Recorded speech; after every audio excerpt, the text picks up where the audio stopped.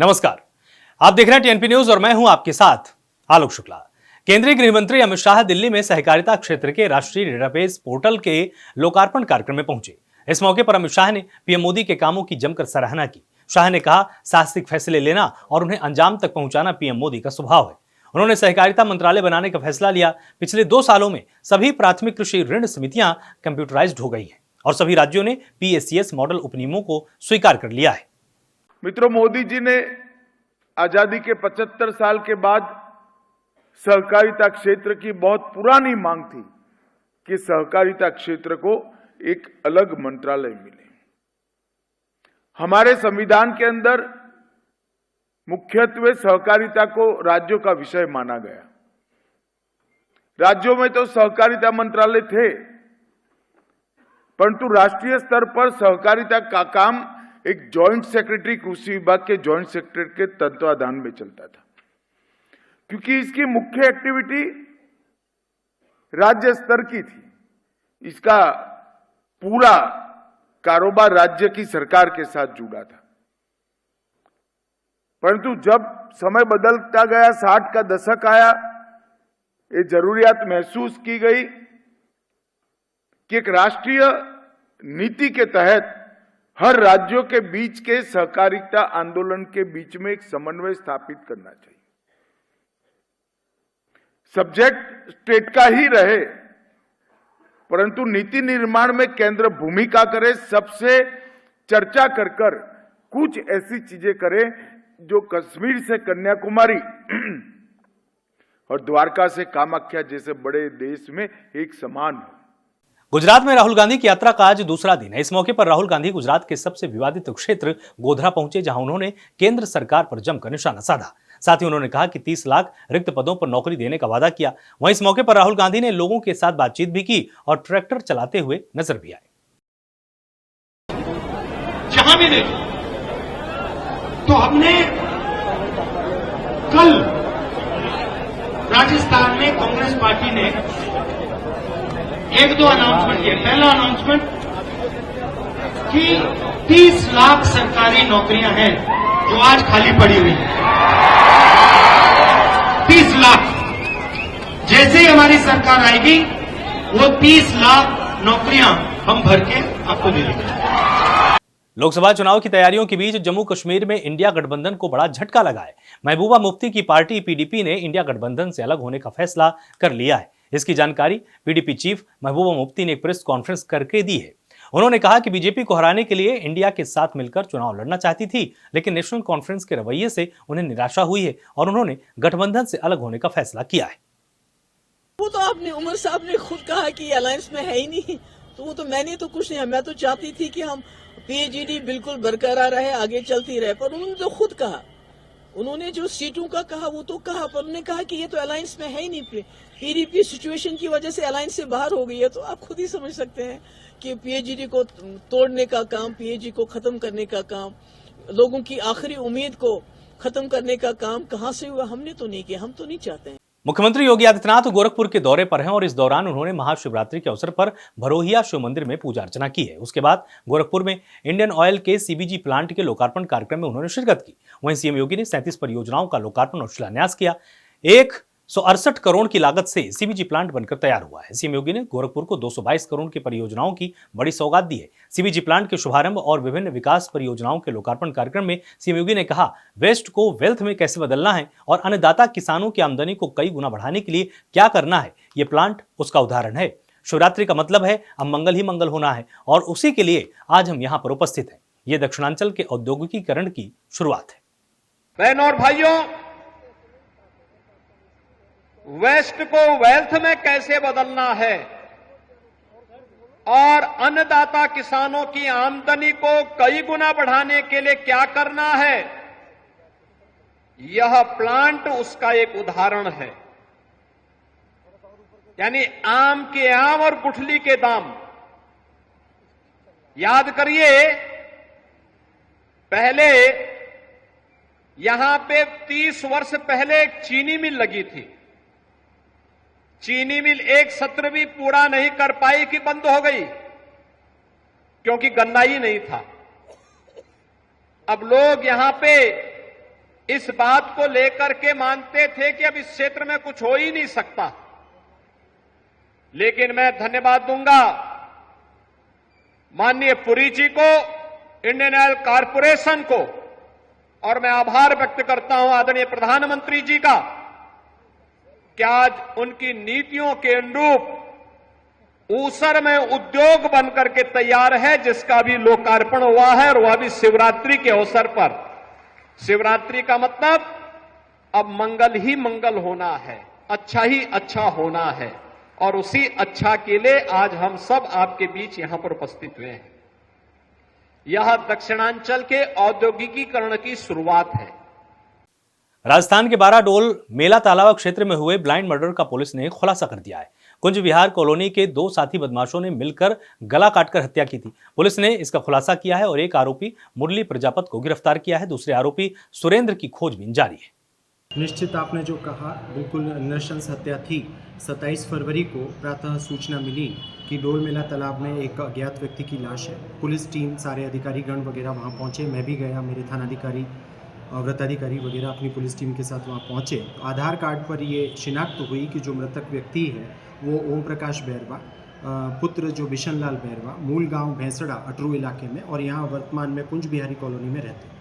महाशिवरात्रि के अवसर पर सीएम धामी अपने गृह क्षेत्र खटीमा पहुंचे, जहां सीएम धामी ने मंदिर प्रांगण में लगने वाले वार्षिक मेले का शुभारंभ किया है। इस दौरान सीएम ने वनखंडी महादेव की आराधना करते हुए उत्तराखंड वासियों और प्रदेश के लिए समृद्धि की कामना की है। वहीं मीडिया से बात करते हुए सीएम धामी ने सभी प्रदेशवासियों को शिवरात्रि पर्व की शुभकामनाएं दी हैं। साथ ही उन्होंने उत्तराखंड की जनता का पीएम मोदी के प्रति प्रेम होने की बात कहते हुए उत्तराखंड की 5 सीटों पर जोरदार जीत का दावा किया। शिवरात्रि की मैं सभी भक्तों को, सभी हमारे क्षेत्रवासियों को, सबको मैं अपनी तरफ से बहुत शुभकामनाएं देता हूँ, बधाई देता हूँ। भगवान महादेव की कृपा सब पर बनी रहे, हमारे पूरे क्षेत्र पर, पूरे प्रदेश पर हर प्रकार से भगवान अपना आशीर्वाद बना के रखें। सारी आने वाली संकट, विपदाएं सब दूर सुख समृद्धि है। हमारे प्रधानमंत्री जी का जो संकल्प है, विकसित भारत का संकल्प, एक भारत श्रेष्ठ भारत का संकल्प। हरिद्वार में पतंजलि विश्वविद्यालय और पतंजलि आयुर्वेद कॉलेज का 3 दिवसीय वार्षिकोत्सव कार्यक्रम अभ्युदय वार्षिकोत्सव के रूप में प्रारंभ हुआ है। यज्ञ अनुष्ठान के उपरांत कार्यक्रम की शुरुआत विश्वविद्यालय के कुलपति आचार्य बालकृष्ण जी महाराज ने दीप प्रज्वलित करके की। इस अवसर पर विश्वविद्यालय के कुलपति आचार्य बालकृष्ण जी महाराज ने समस्त देशवासियों को महाशिवरात्रि तथा अंतर्राष्ट्रीय महिला दिवस की शुभकामनाएं प्रेषित करते हुए कहा कि आज का दिन शिव और शक्ति का दिन है।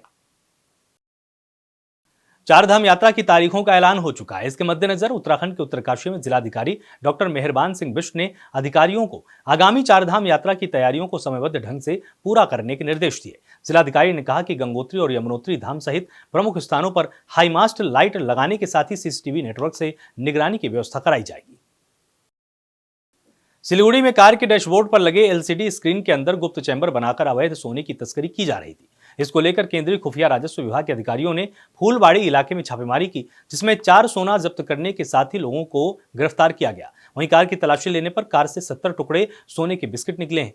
इसका वजन तकरीबन 11 किलो 600 ग्राम बताया गया है। साथ ही इसकी कीमत करोड़ों में आंकी गई है।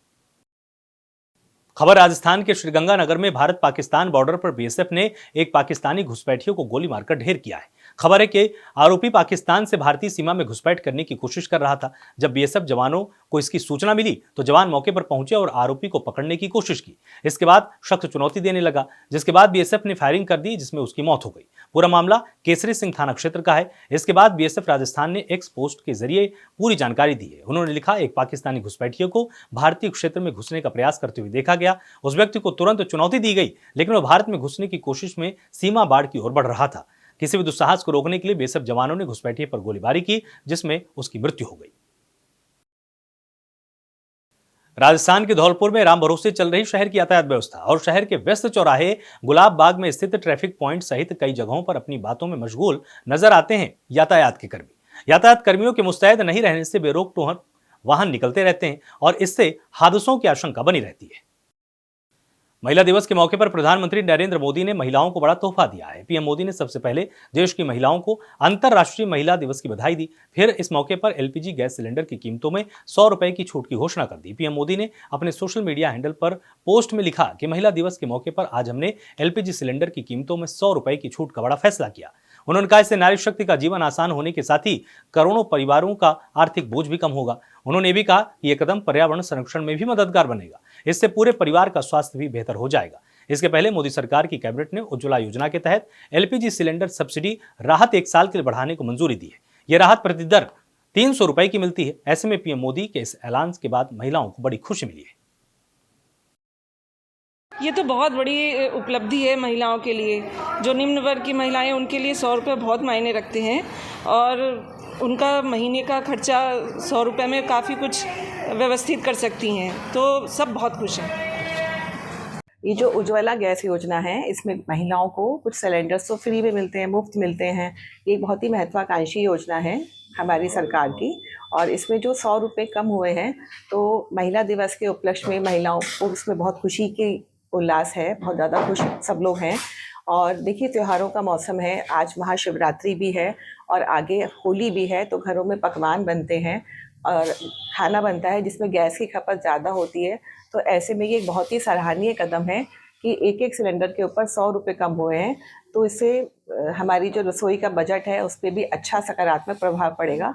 और इसके अलावा जो सरकार की अन्य योजनाएं चल रही हैं महिलाओं के सशक्तिकरण के लिए, जैसे कि MSME, इसमें लखपति दीदी योजना, स्वयं सहायता समूह, बहुत हमारे शहर में हमारे ज़िले में भी संचालित हो रहे हैं, सखी परिवार की तरफ से भी और वैसे भी। तो ये सभी योजनाएं कहीं ना कहीं महिलाओं के उत्थान के लिए, सशक्तिकरण के लिए, शिक्षा के लिए बहुत ज़्यादा लाभप्रद है।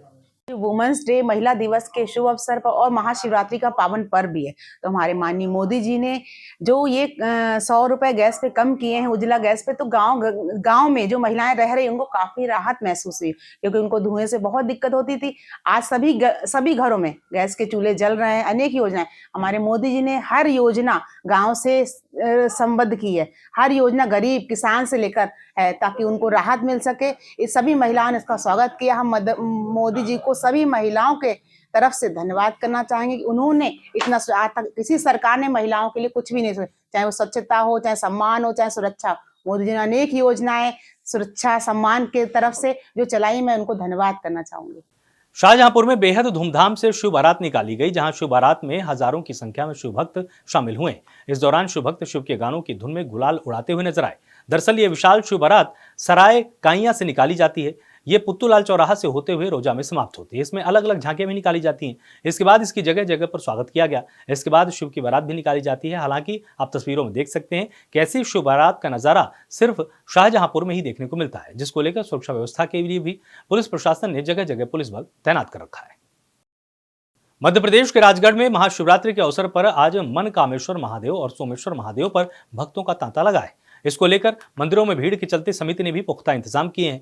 इसके बाद दोनों ही मंदिरों को सजाया गया है। इसके बाद भोलेनाथ का भव्य श्रृंगार कर 56 भोग भी लगाए गए। इसके अलावा दोनों मंदिरों में रुद्राभिषेक और जलाभिषेक कर चारों पहर में 4 बार रुद्राभिषेक किया गया। इसके साथ ही दोनों मंदिरों में शिव बारात का आयोजन किया गया, जिसमें सभी ग्रामवासी सम्मिलित होकर शिव बारात को निकालकर महाशिवरात्रि पर महाआरती में शामिल हुए। खबर मध्य प्रदेश के मंदसौर स्थित विश्व प्रसिद्ध अष्टमुखी भगवान पशुपतिनाथ के दरबार में आज महाशिवरात्रि के मौके पर भक्तिमय माहौल देखने को मिला। सुबह तकरीबन 4 बजे से ही मंदिर के पट भक्तों के दर्शन के लिए खोल दिए गए थे। इसके बाद मंदिर में भारी भीड़ देखने को मिली। इसके अलावा मंदिर में देर रात तक कई आयोजन होने हैं, जिसको लेकर सुरक्षा के कड़े इंतजाम किए गए। प्रातःकाल की बेला से ही दर्शनार्थियों का कतारबद्ध होकर पधार रहे हैं। भगवान विश्वनाथ जी को जल, दूध, पंचामृत अर्पण करके पुष्प बिल्कुल लाभ दे रहे हैं। एवं 11 बजे भगवान विश्वनाथ जी को पंचामृत अभिषेक होगा और विश्वनाथ जी का नयनाभिराम श्रृंगार मेवे और मावे से और कई प्रकार के व्यंजनों से भगवान विश्वनाथ जी का नयनाभिराम श्रृंगार होगा। ठाकुर जी विश्वनाथ जी का और साथ में राजभोग भगवान विश्वनाथ जी को 11 बजे धराएंगे। उसके बाद सारी रात भर विद्वान ब्राह्मणों के द्वारा 4 प्रहर 4 बार श्रृंगार होंगे, आरती होगी एवं प्रातःकाल की बेला का विशेष अभिषेक एवं विशेष सेरा भगवान को बांध करके भगवान को सेरे में अच्छा ठाकुर जी को सजा करके महाशिवरात्रि की पूर्णाहुति की। और ये माँ शिवना मैया के गोद से निकले हुए पशुपतिनाथ महादेव है। पूरे विश्व में एक ही मूर्ति है, अष्टमुखी भगवान पशुपतिनाथ महादेव कहते हैं इनको। आज के दिन बहुत महत्व है। जो भी दर्शन करता है भगवान के, उसकी मनोकामना पूर्ण होती है। क्या नाम है आपका? विजय पिपलोदिया मंसूर। जी, मेरा नाम लता भावसार है। मैं अपने परिवार के साथ यहाँ दर्शन करने आई हूँ। हर साल हम शिवरात्रि पे आते हैं यहाँ दर्शन करने के लिए। जैसे कि आप देख रहे होंगे यहाँ पे बहुत भीड़ आई है। यहाँ पे बाहर गांव से भी बहुत सारे लोग दर्शन करने आते हैं। सिर्फ मंदसौर के नहीं, आसपास के भी लोग यहाँ दर्शन करने आते हैं। ये बहुत ही चमत्कारिक स्थान है। यहाँ आप आपकी मनोकामना पूर्ण के लिए लोग कहाँ कहाँ से आते हैं आप देख सकते हैं, और यहाँ जो आप मांगते हैं आपको ज़रूर मिलता है। धन्यवाद। श्री शिवाय नमस्तुभ्यम, श्री शिवाय नमस्तुभ्यम। आज शिवरात्रि क्या करें? आज शिवरात्रि पे हमको बहुत ही अच्छा लग रहा है और बहुत ही प्रशासनिक व्यवस्था बहुत ही अच्छी लगी है, जिससे कहीं पे भी कोई भीड़ नहीं लग रही है। व्यवस्था हमको काफ़ी अच्छी लगी है और दर्शन भी वहाँ सहस्त्र ज्योतिर्लिंग के किए हमने, और फिर यहाँ भी दर्शन के लिए हम लाइन में लगे। बाकी सभी अच्छा लग रहा है। मंदसौर की रहने वाली सविता धुता पीएम मोदी के आत्मनिर्भर भारत के सपने को साकार करने में पूरे दिलोजान से लगी हुई है। ऐसा हम इसलिए कह रहे हैं क्योंकि सविता ने नारियों को आत्मनिर्भर बनाने के लिए एक अभियान की शुरुआत की है, जिसके तहत सविता ने एक साल में तकरीबन 200 से ज्यादा महिलाओं और युवतियों को फ्री ब्यूटी पार्लर कोर्स कराकर आत्मनिर्भर बनाया है। मेरा दिमाग इसलिए आया है कि प्रधानमंत्री जी ने कहा है कि अपने देश को आत्मनिर्भर बनाया जाए, तो हमारी भी वही प्रोसेस है कि हम भारत को आत्मनिर्भर बनाएं। सरकार ने काफ़ी सुविधाएं भी महिलाओं को दी है, लेकिन मेरी तरफ से ये प्रेरणा है कि मैं हर महिलाओं को, जैसे कहीं ना कोई आप किसी तकलीफ में रहती हैं, कोई अपनी आप बीती बताती हैं, किसके शोषण होता है, परेशानी रहती है, वो निकल नहीं पाती है घर से। फिलहाल के लिए इतना ही। आप लगातार जुड़े रहिए टीएनपी न्यूज के साथ। नमस्कार।